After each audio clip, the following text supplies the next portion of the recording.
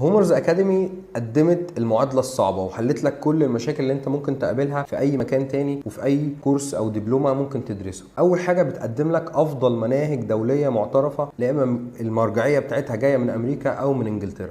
تاني حاجة بتقدم لك دبلومات متخصصة، يعني لو أنا عايز أشتغل في المجال الجيمات ومجال التغذية الرياضية هاخد الدبلومة المخصصة في التغذية الرياضية، فبقى أحسن واحد وأكتر واحد محترف هيشتغل في الجيم في مجال التغذية الرياضية. عايز تشتغل في مجال العيادات والسمنة والنحافة هتبقى أكتر واحد محترف وأشطر واحد واخد الصنعة بتاعة السمنة والنحافة. لو أنا عايز أشتغل في مستشفيات لازم تاخد حاجة متخصصة، دبلومة متخصصة في التغذية العلاجية وتغذية المستشفيات اللي احنا بنقدمها لك في هومرز أكاديمي. وده بفيدباك من كل العملاء اللي احنا قدمناهم واللي احنا خرجناهم على مدار ال10 سنين اللي فاتوا. أنا سلمى صلاح أحمد عبد المقصود، عندي 24 سنة. هو يأهلنا أصلا لسوق العمل في مجال النيوتريشن، دي حاجة كانت من أحلامي يعني إن أنا أوصل لها.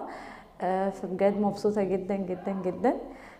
أكتر حاجة مشجعاني وجود الدكتور لينا، إن احنا كمان بنقدر نتبادل الأفكار بينا ونوصل لمعلومة كويسة ونوصل لأفكار ونطبق. عموما التطبيق أصلا دي حاجة لوحدها مخليني مبسوطة جدا إن أنا أفتح مكان أو أتعامل أصلا بطريقة إن أنا مبسوطة فيها ومرتاحة.